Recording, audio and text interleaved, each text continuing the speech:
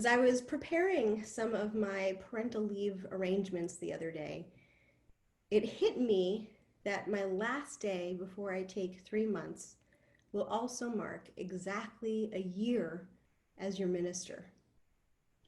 It's been quite a year. Honestly, pre-pandemic life feels like both 5 years ago and 5 weeks ago, so time doesn't seem like the best measurement on what we've done together in the last year.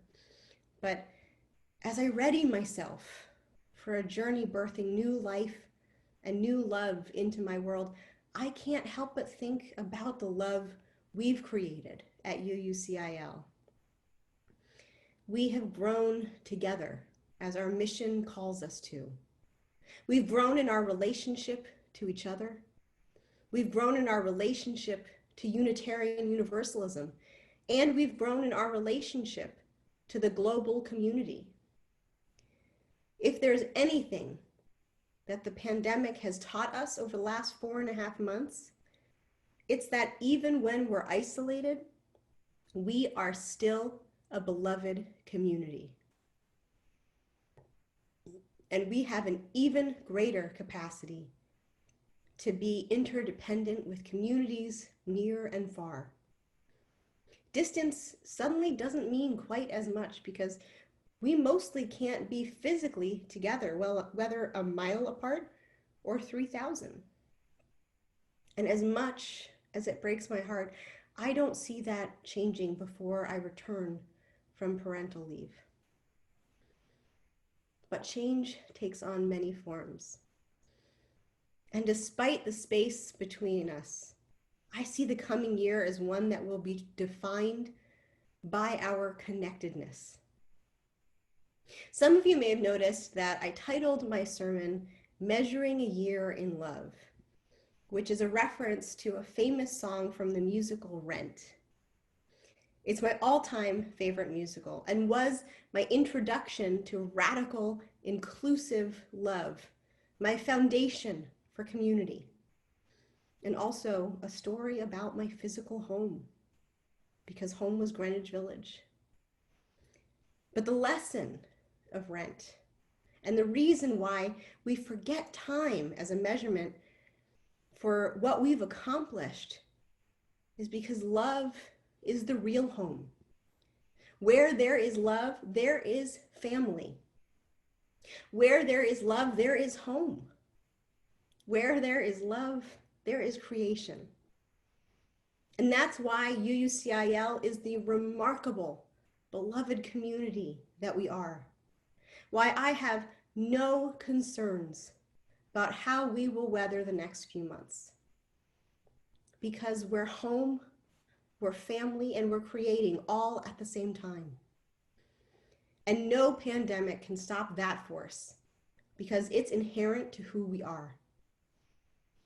At UUCIL, we loved deeply and fully when we buried our time capsule last September and told stories of some of our founding members. We loved deeply and fully when we said goodbye to the beloved members who left our world, but never our hearts. We loved deeply and fully at every potluck when we laughed together, shared our food, and shared ourselves. But as inspiring as love is, it can be an open wound too, because we as a community have experienced an inordinate amount of loss and grief. 5 members passed away this year alone. Transitions feel never ending, and I know my parental leave doesn't exactly help that feeling that we can't quite find our footing. But I think that we have. The ground beneath us is moving rapidly, but we're still climbing. And what it means to be grounded in this messy world is not to be settled, but to be moving together, holding on to each other and moving with the ground on a journey that continues to teach us about where we're going. And UUCIL has been holding on to each other for 63 years, So I'm not worried about 3 months. What I think has shifted this year, and especially during the pandemic, is how we've decided to move forward. Because there's a lot in the old normal that we were forced to shed. And when all the muck that creates normal gets stripped away, truth is revealed in a new way. That's what we're seeing globally too. The truth about which countries care for their people and which countries don't. Who sees a collective responsibility to each other and who doesn't? Who assumes the inherent worth and dignity of all, and who assumes only their worth and dignity matters? This is a hard grief we're going through. Realizing that in this country, a country most of us have taken real pride in for decades, we are failing most of those metrics. We're not measuring success by the love we give, by our collective compassion. We're measuring time and success by those who can profit off of the pandemic and systemic racism. But that is actually why there's hope. Because it's in broad daylight now, and there is no going back to normal. Because the power of witnessing the truth cannot be overstated. Vox Booker learned this in the most terrifying fashion imaginable, but thankfully one in which the goodness of others won the day. The story I'm about to tell is extremely disturbing, so if you need to take a moment and step away, please do. While Vox, a Black activist and member of the Human Rights Commission in Indiana, was walking to a campsite on the 4th of July, a group of 5 white men accosted him. They pinned him to a tree, yelling slurs, and beat him. Bystanders started recording, and you can hear the attackers shouting to get a noose as they continue to beat him. But the witnesses started yelling to the men to let him go. They called 911, and some even put their bodies in harm's way, trying to pull the men away from Vox. The intervention of strangers saved his life.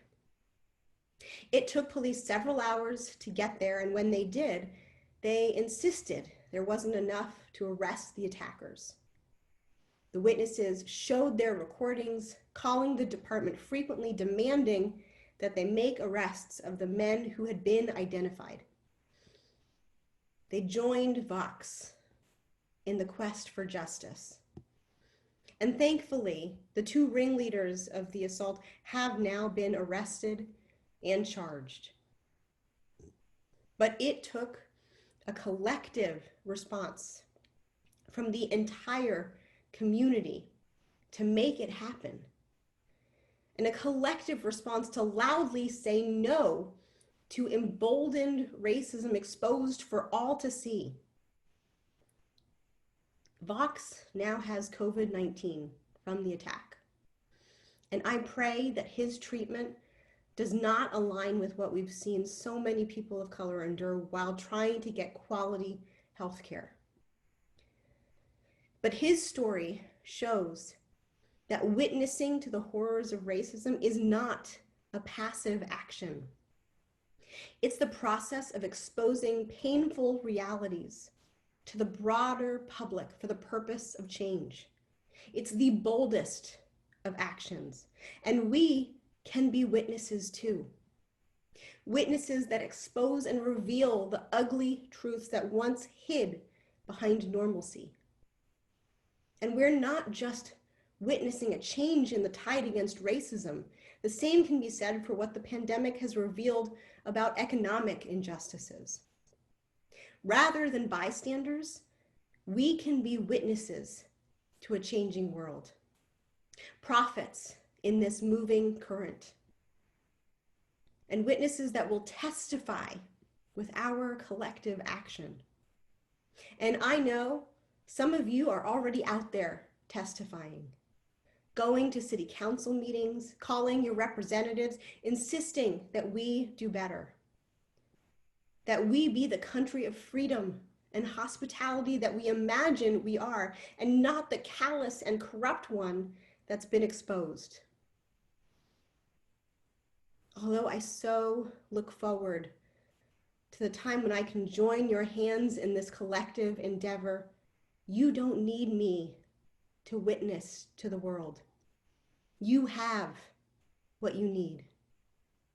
You have this family. You have this home. You have this love. It may feel like we are still stuck in a transitory time, but I want you to know that we're moving at great speeds, and I don't think anything will slow us down.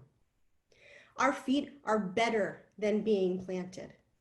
They're moving. And they're moving because we've been letting ourselves grieve the visions we've lost and welcome in a new reality with new possibilities, welcoming in new life. But just like justice work doesn't happen in a week, a month, or even a year, neither does our ministry or our love. Our new life isn't just born and ready to thrive. I remember when I was pregnant with Tally, I had this overwhelming feeling, since it was a challenging pregnancy, that when she was born, that I'd made it. I'd arrived at motherhood. The hard part was over. In reality, it was just the beginning. And the communal witness we've been gestating will only be beginning when we give birth. So relish the love you're creating with your courageous actions, because it's not the destination, but it is the point. And it is the metric we choose to measure our lives by. The wonderful thing about Unitarian Universalism is that we believe in goodness at birth, that new life represents our universal grace, unconditional love, and a collective redemption. It's a path we will traverse together. And even if not in person, I'll be with you in spirit. We loved deeply in simpler times, and we loved deeply and fully when it became apparent that we would no longer be able to meet in person. So the web of care and connection became stronger than ever. We loved deeply and fully when we embraced the realities of racism so that we might be witnesses rather than bystanders. We have loved, and we will keep loving. And we will measure not only the year ahead in love, but the life ahead in love. Because good trouble, the kind of trouble that says never again to an oppressive normal, is rooted in love. Tybrie Fall learned this from John Lewis. When Tybrie was 10, Lewis was his hero. He'd spent the last 2 years reading all about him and had even decided he wanted to become a congressman too. Living in Tennessee, he asked his mother to take him to Atlanta to visit him, but that was something the family couldn't afford. Finally, in 2018, he learned that Lewis would be coming to Selma, Alabama for his annual pilgrimage to remember Bloody Sunday. So his grandmother drove him 7 hours to get there. Lewis's staff learned about Tybrie's trip and arranged for him to be there when Lewis exited the church. There, Tybee met Lewis and marched across the bridge with him. And for the next 2 years, Lewis made sure Tybee was there for the entire tour of Selma, marching alongside him. They marched together for other demonstrations too. And in February, even with end-stage pancreatic cancer, Lewis made his final trip to Selma while still alive. Tybee didn't expect to visit with him, given his illness. But his staff spotted Tybee, and Lewis requested that they bring him over. They said one final goodbye with an elbow bump. Lewis could have made this a one-time, touching encounter with a kid who idolized him. But instead, he made it a friendship. Because witnessing to someone's journey towards justice is not a one-time action. It's a relationship. I know I spoke about John Lewis last week, but truly, I feel like I could share stories about him for years and still have more to say, because he exemplified the best of us, our true potential. And if anyone measured their life in love, it was Lewis, because his was a life of love made manifest out in the world. That's ultimately how he saw justice. And for Lewis, like it should be for all of us, togetherness is not ancillary to justice. It's the heart of justice. And it's the heart of being a collective witness to this changing world. So as I witness to the new life in my body, we all will witness new life out there in this world. And we have what we need to be witnesses, because we are connected. And in 3 months, I can't wait to join you in witnessing and creating love embodied as justice. I will be with you in your endeavors, and you all will be with me. Blessed be, and amen.